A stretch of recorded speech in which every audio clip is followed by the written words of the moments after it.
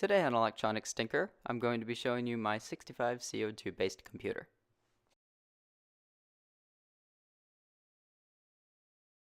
So here's the computer. It has a WDC 65 CO2 processor, an 8K EEPROM for the programs, an 8K static RAM, a 16 by 4 character LCD, a 2 MHz oscillator, and some various decoding logic. At the moment, I'm powering the computer with a USB power bank that you normally use to charge your phone. So I'm going to turn on the computer and reset it. And it's going to display the text push the button, as well as the word count and a value down at the bottom. Now I'm going to follow its instructions and push the button. And it's going to say that it wants to release the button, so I will release that. And it will increment the count by 1. Now the way that this is working is I've connected this button here to the set overflow pin on the processor instead of the interrupt pin, so I don't actually have any interrupts connected at the moment. So every time you push this, it sets the overflow flag in the program, and then when you release it, it'll set it again. So basically, I'll explain this in the code later, but basically it's going to wait for the flag to get set, which is the pushing down of the button, and then it clears the flag again, and then when you release the button, it will set the flag again, which then gets cleared by the code, and then it increments the count on the screen. So I can keep doing this. It will keep on going all the way up until I get to 99, because this is only a 1 byte binary coded decimal number that is being displayed, so it cannot actually count past 99.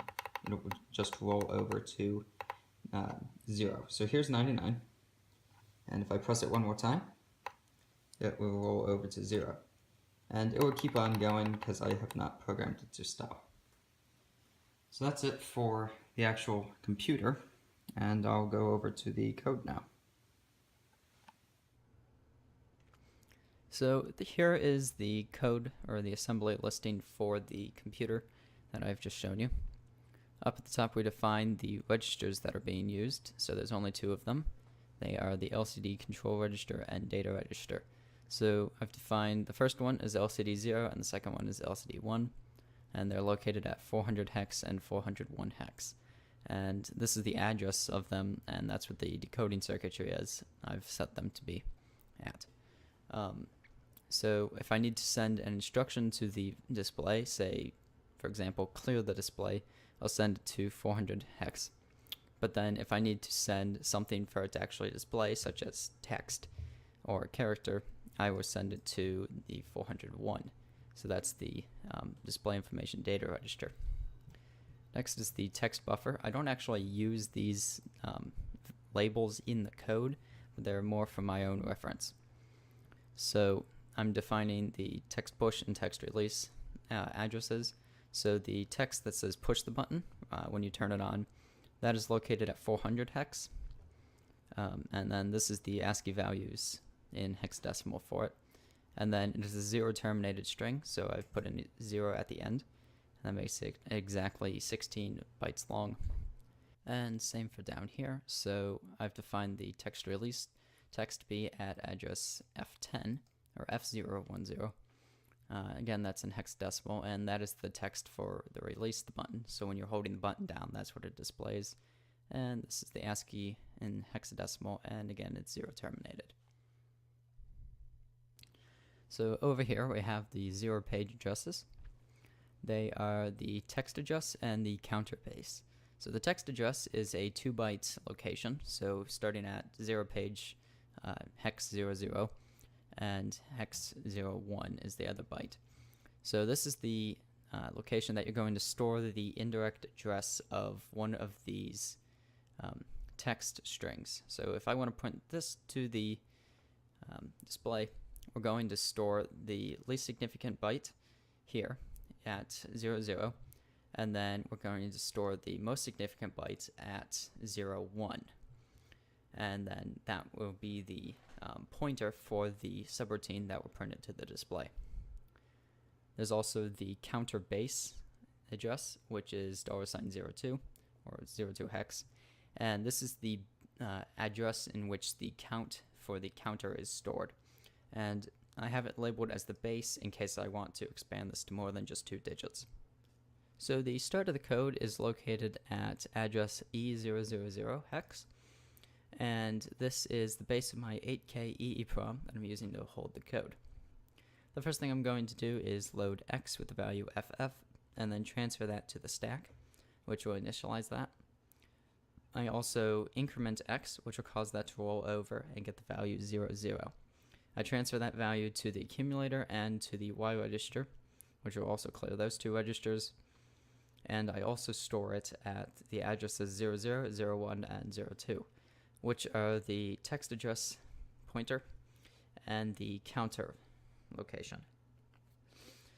I also set up the decimal arithmetic mode, meaning that all of the math that I perform will be done in binary coded decimal instead of regular binary, and that's why the counter only goes to 99 instead of 255. I also enable IRQ interrupts for when I'm going to use those at a future time. Alright, so the first thing after initializing the processor that will be done is initializing the display. That way we can see the text on it. The first thing I do is load X with the value 4, and I'm going to de-increment that each time this little section loops. That way I can perform the function set 4 times. The other part is that I'm going to load A with value 38, and that will set up the display for an 8-bit interface. 2 lines of display. In my case, that means that it'll set 4 lines, and it will be in the 5x7 character set as opposed to the 5x10 character set, which it also has. So after loading those, I want to make sure that the LCD is ready before I store or give it any information. So I jump to the routine LCD busy, which is down here. Now this is going to perform a bit operation on the instruction register, and it's basically going to check the status flag. So bit 7, which is the status flag of my LCD, will be stored in the negative flag of the status register in the processor. And if that flag happens to be set in that the LCD is busy, I'm going to branch back to this instruction here, and I'm going to keep checking that until that bit is reset or 0. At which point I know that the LCD is not busy and I'm able to send it information. And then I return back from that subroutine. So then after checking and making sure that the LCD is ready, I'm going to store A, which is 38, at the first register, which is the instruction register of the LCD. I then de-increment X, and then if X is not equal to 0, which in this case it's not because we've only de-incremented it once, it should now be 3, and because it's not 0, it's going to branch to LCD int 0, which is up here. Then we're going to jump to that subroutine again, make sure the LCD is ready, and store A again into it. We're de-increment X, which is 02, and because that's not 0, we're going to branch back, and we keep going, and then eventually we get de-increment X, and X is now 0, which means that we don't branch. So the next thing we do is set up the cursor address and the shift at the display. So A will be loaded with the value 06, and this is going to tell the display that whenever I give it a new byte of information, it is going to increment the cursor address, but it's not going to shift the display, so that all the text on the display stays in one spot, but the cursor will move. I make sure that the LCD is ready for the instruction, and then I store that at the instruction register. I also load the value 0C into A, which is going to tell the display to turn on, that I do not want a cursor, and I do not want a blinking at the location of the cursor. And then, of course, we check to make sure that the LCD is ready for the instruction, and then we store it. And then there's also this routine here, which will clear the LCD. So I'm going to save A. Now in the initialization, this is not necessary, but if I'm calling the clear LCD routine, then it is necessary. So I'm going to push A onto the stack. That will save A for later. And then I'm going to load the accumulator with value 0, 1. And this tells the display to return to the home position and clear the entire display RAM.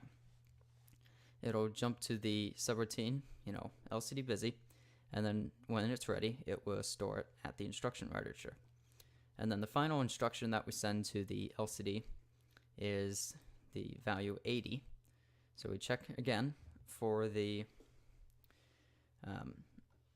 LCD busy flag, and then we send that to the instruction register. And this is going to reset the DD-RAM address, and it is now ready for us to use because the cursor will be at the home position. And then just in case, we make sure that the LCD is ready before returning from this routine, just so that in case when we return, if it needs to interface immediately, we make sure that it is ready. And then pull A off the stack, which means that the value that we stored up here is now returned back to the accumulator. And then we return from that subroutine. So after initializing the display, we're going to jump to the routine called start counter. And this routine is going to set up the counter and the text on the display pertaining to that. So the first thing we do is put the indirect address F020 into the 0 page pointer located at 00 and 01. That will tell the routine, or the print string routine, where to find the text to put on the display.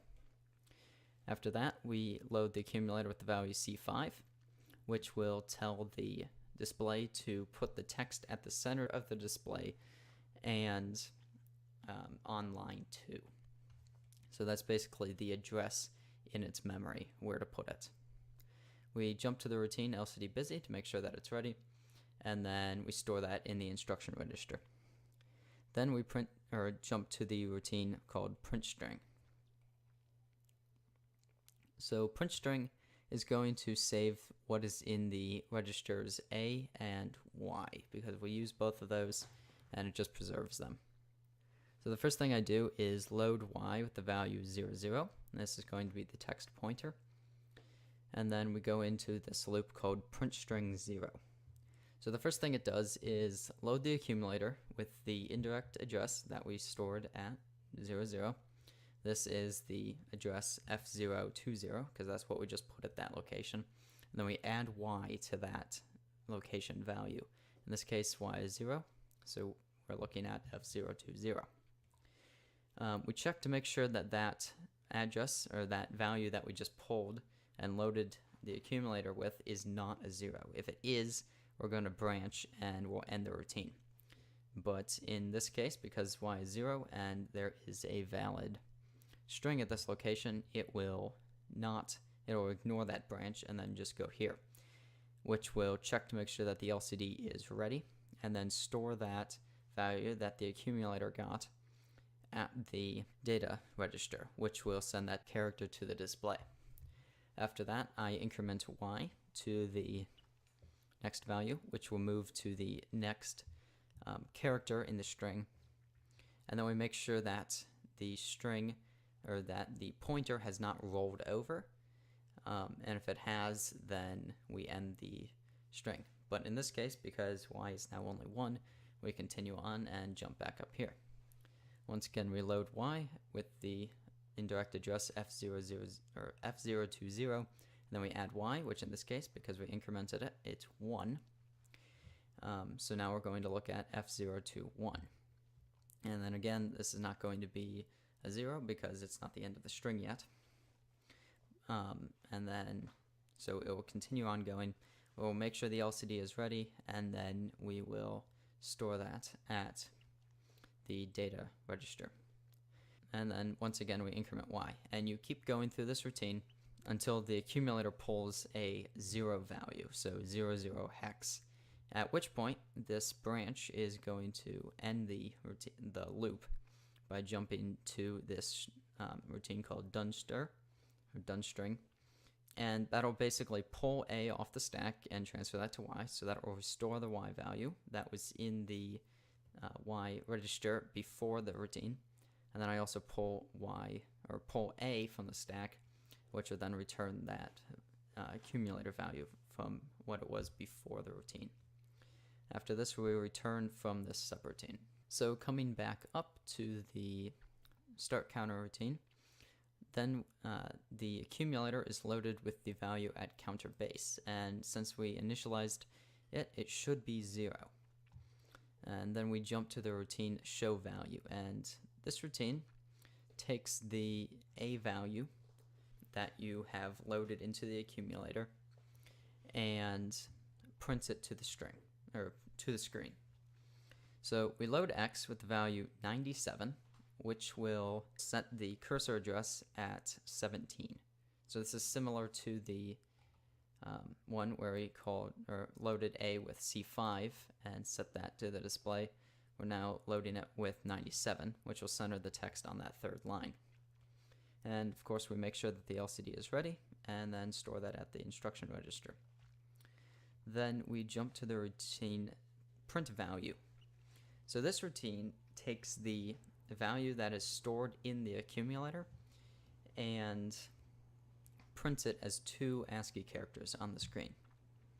So we push A onto the stack to save it for when we have to return it back down here. And then that leaves us with the accumulator value. So we AND that with F0. So that's going to mask off the lower nibble. So we only have the top 4 bits of the accumulator. We then shift that to the right 4 times so that it is now in the lower nibble and the top 4 bits of the accumulator are 0. We perform an OR operation on the accumulator with value 30, which will convert this to an ASCII value. So the ASCII values for the numbers 0 through 9 are the numbers ranging from hex 30 through hex 39. So I can just add this 3 to it, and it'll convert it to ASCII. Then we jump to the routine LCD busy to make sure that the LCD is ready, and then we store that value at the LCD data register. So that's the first, that's the highest part of the accumulator that we've now printed to the screen. We then return A so that we have the original value again, and then we mask off the higher nibble so that we have the lower nibble left. We once again OR that with the value 30, and then make sure the LCD is ready, and then store that. And then after that, we'll return from that routine, which comes back up here.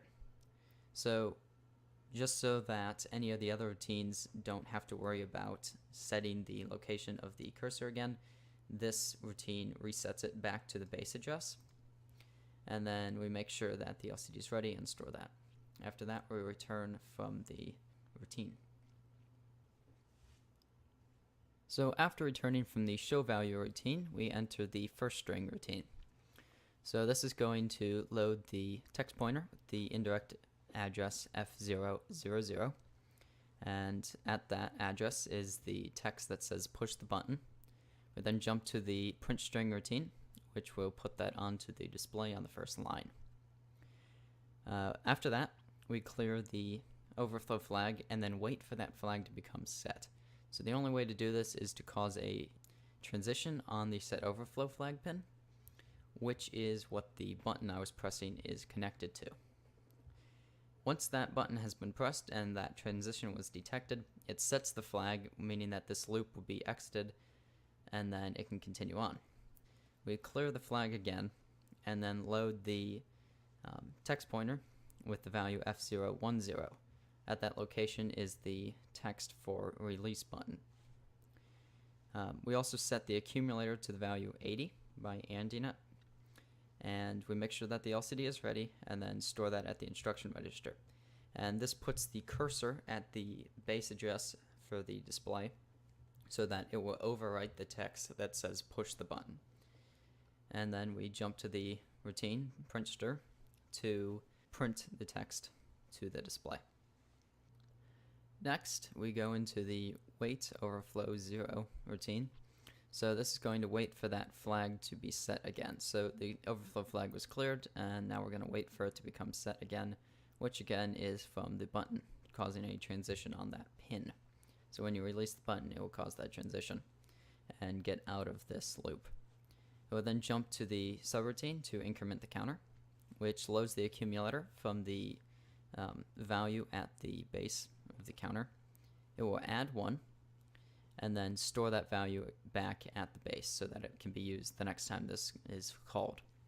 After that, it goes through the show value routine and centers the text and prints the value to the LCD, returns the pointer position, and then returns, where it will then follow the next instruction, jumping back to first stir, which will then again put the text on the screen saying push the button, and then this will keep looping forever until you shut off the computer. That's all I have for this video. If you liked it, be sure to leave a like, comment, or maybe even subscribe. Up in the left-hand corner, I have the Shapeoku Hello World run, and in the right corner, I've got a small CRT demonstration.